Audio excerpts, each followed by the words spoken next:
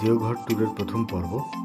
উঠেছিলাম প্রথমে সৎসঙ্গ আশ্রমের পাশে, এরপর রামকৃষ্ণ। চলেছি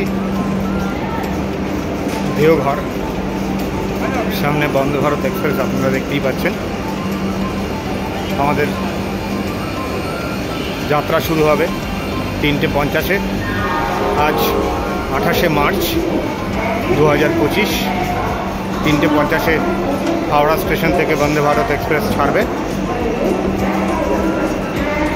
আপনাদের সাথে গিয়ে আবার দেখা হবে দেওঘরে। ট্রেনের মধ্যে কিছু সংক্ষিপ্ত ভিডিও দেওয়ার চেষ্টা করব, সঙ্গে থাকবেন। 3:50 ট্রেন ছেড়ে আমরা 7:30 নাগাদ বিচিত্র স্টেশনে পৌঁছে সৎসঙ্গ আশ্রমের পাশে জয়দার থাকার জায়গায় এক রাত কাটিয়েছিলাম। এটা আমরা এখন দেওঘরে জয়দার ঘরে উঠেছিলাম, জয়দার লজে। তো অপোজিটে একটা চায়ের দোকান, খুব সুন্দর চা। এখন আমরা রামকৃষ্ণ মিশনে শিফট করব। চাটা খুব সুন্দর। আমরা আজকে সকালবেলা টাওয়ার চকে এসেছি ব্রেকফাস্ট করতে। আজকে আমরা সকালবেলা শিফট হয়ে গেছি আপনার সৎসঙ্গের ওখান থেকে রামকৃষ্ণ মিশনে। এখন আমরা টাওয়ার চকে আছি হোটেল কার্তিক, আর হোটেল মধুবনীতে আমরা এখন ব্রেকফাস্ট করব।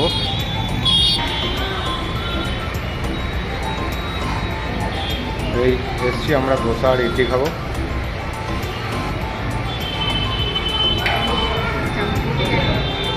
এই হচ্ছে একটা বড় ধোসা আমাদের দিয়েছে খেতে। কেমন খেতে? দারুণ। হ্যাঁ, উইথ বাটার, ভেরি গুড। আর ভালো খেতে? ঠিক আছে, দিক আমাকে।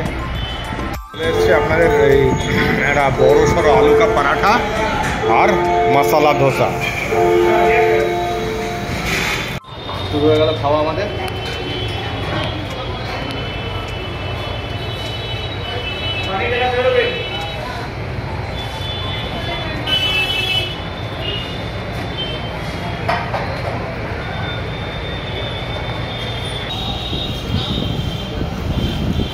ভালো খেতে।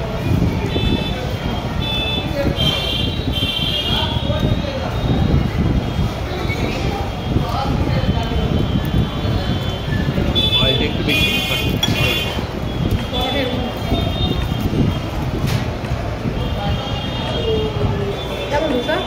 ভালো। ধোসাটা বেশ ভালো, অনেক বড় ধোসা।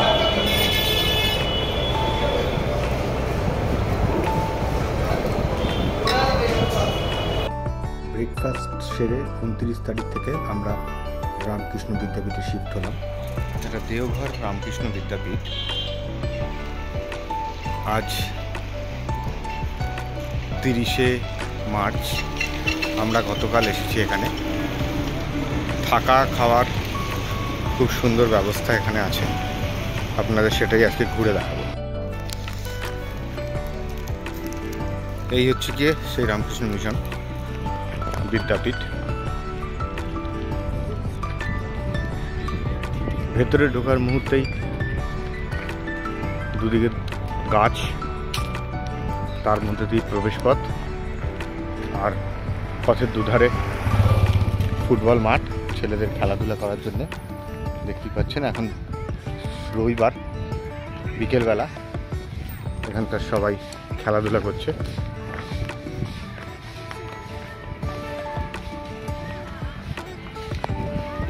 আর ওই যে দূরে দেখতে পাচ্ছেন সেটা হচ্ছে গিয়ে মূল মন্দির। চলুন আপনাদের সব কিছু ঘুরে দেখাই। এই হচ্ছে আপনাদের মূল মন্দির।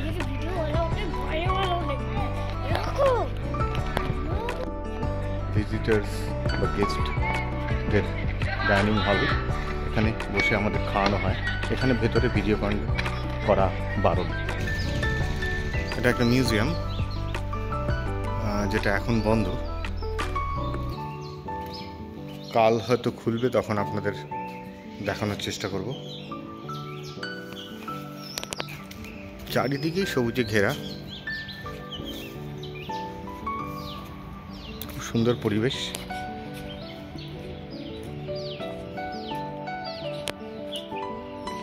তুরিয়ানন্দ কলা ভবন, সবই ছাত্রদের জন্য বিভিন্ন রকমের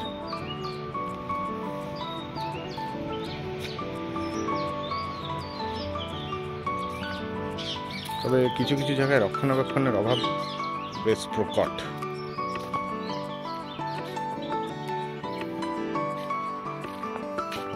এটা একটা অ্যাভিয়ারি, সুন্দর ফুলের বাগান।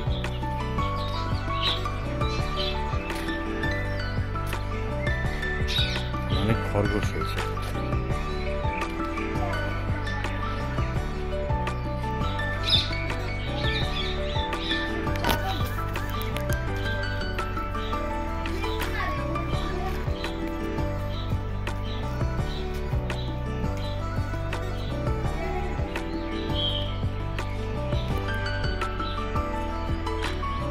ফুল গাছগুলো আরো সুন্দর করে রাখা যেত।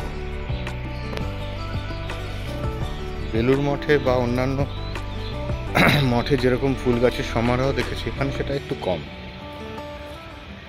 হয়তো বিদ্যাপীঠ বলেই সেরকমভাবে ব্যাপারটার উপর গুরুত্ব দেওয়া হয় না। দেখুন এখানে আরেকটা খরগোশের খাঁচা, প্রচুর খরগোশ, কিছু না হলেও অন্তত পক্ষে 20-30টা খরগোশ আছে এখানে।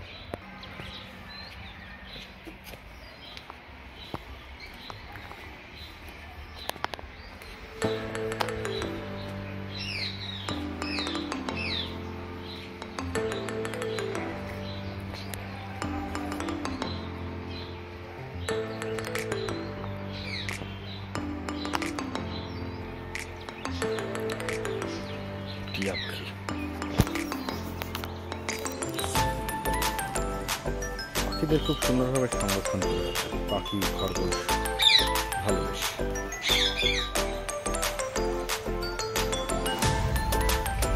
অপোজিটে এখানে রয়েছে সুইমিং পুল, যেটা শুধু ছাত্রদের জন্য রয়েছে। একটা প্রাকৃতিক পরিবেশে জিমখানা ছাত্রছাত্রীদের জন্য। এবার আমরা আসছি গেস্ট হাউসের ওখানে, যেখানে গার্জিয়ানদের রাখা হয় এবং যারা গেস্ট হয়ে আসেন তাদেরও রাখা হয়। এখানে গেস্ট হাউস বুক করতে হলে আপনাদের অন্তত 3 মাস আগে মহারাজের ইমেল আইডিতে ইমেল করতে হবে, যে ইমেল আইডি আপনারা ডেসক্রিপশন বক্সে পেয়ে যাবেন। এরপর মহারাজ একখানা PDF ফরম্যাটের ফর্ম পাঠাবেন, তার মধ্যে আপনাদের ডিটেলস দিতে হবে।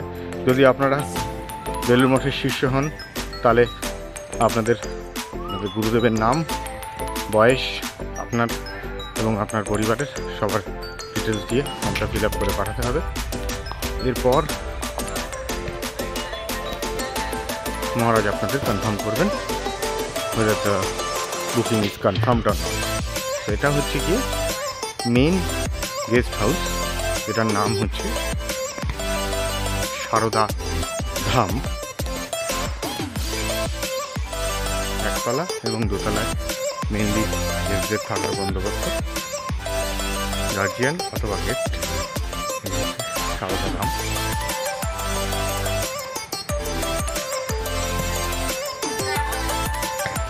সকালবেলা কারেন্ট চলে গেলে পাওয়া যায় না, রাতের বেলা পাওয়ার ব্যাকআপ দেওয়া হয়।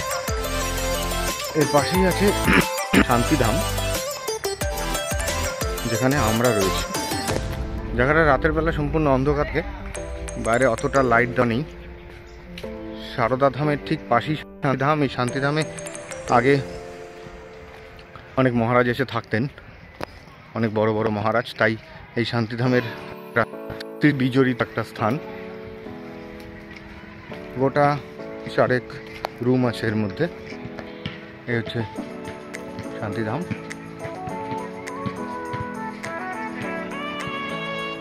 আর এই হচ্ছে ভেতরের জায়গা।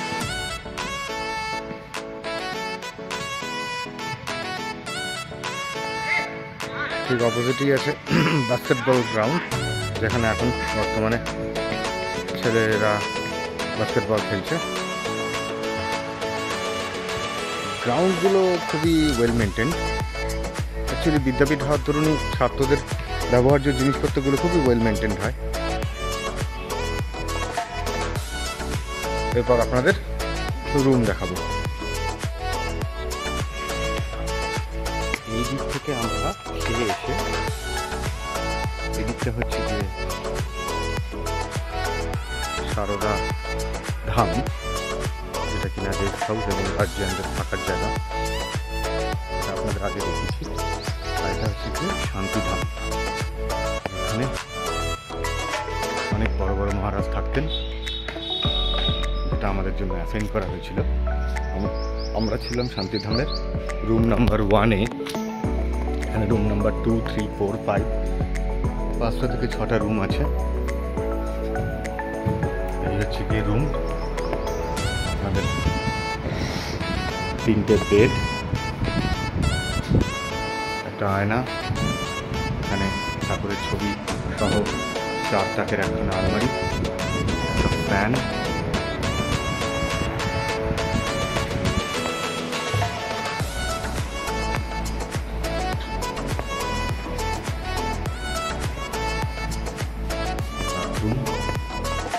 টয়লেট, গিজার, গিজারের সুইচ,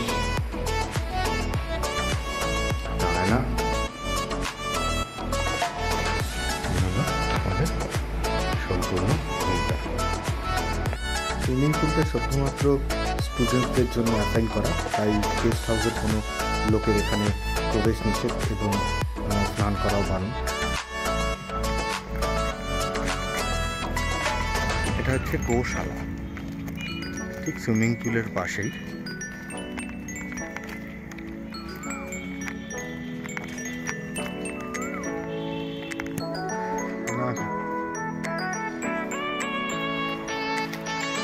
হচ্ছে গোশালা।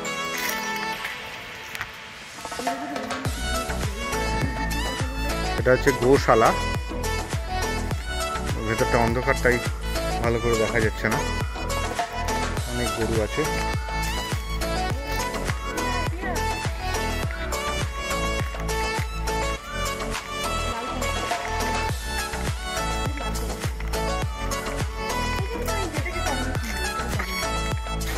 এরপরে সন্ধ্যারতির সময় স্টুডেন্টরাই সমস্ত আয়োজন করে, পুজো থেকে আরতি অবধি। খুব সুন্দর পরিবেশ। এখানে মঙ্গল আরতি শুনতে, সকালবেলার অদ্ভুত স্নিগ্ধ পরিবেশ।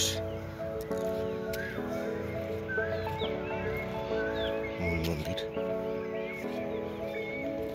রামকৃষ্ণ দর্শন, একটা বইয়ের দোকান।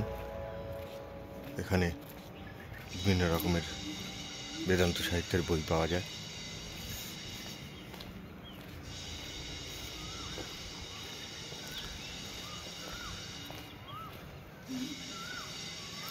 এদিকটা দিয়ে খাওয়ার জায়গা, দুপুরবেলা এবং রাতের বেলার প্রসাদ খাওয়ার জন্য। আর এটা হচ্ছে কি ছাত্রাবাস।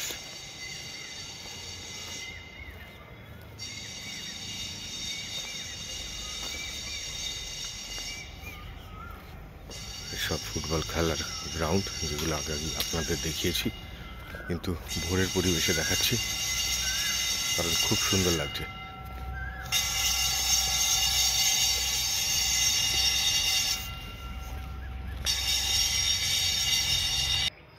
এটা বিবেকানন্দ অডিটোরিয়াম।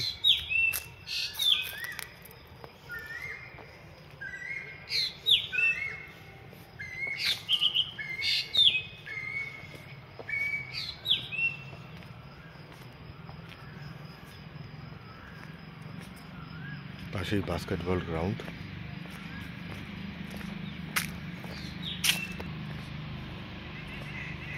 হচ্ছে বাস্কেটবল গ্রাউন্ড।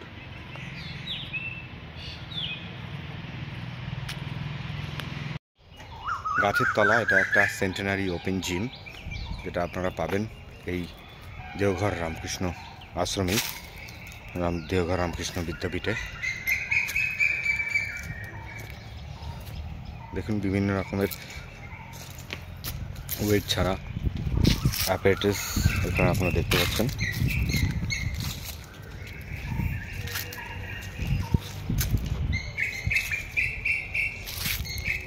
ভাই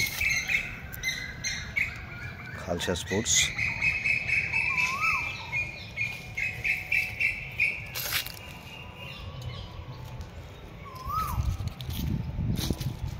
চলো ভাই।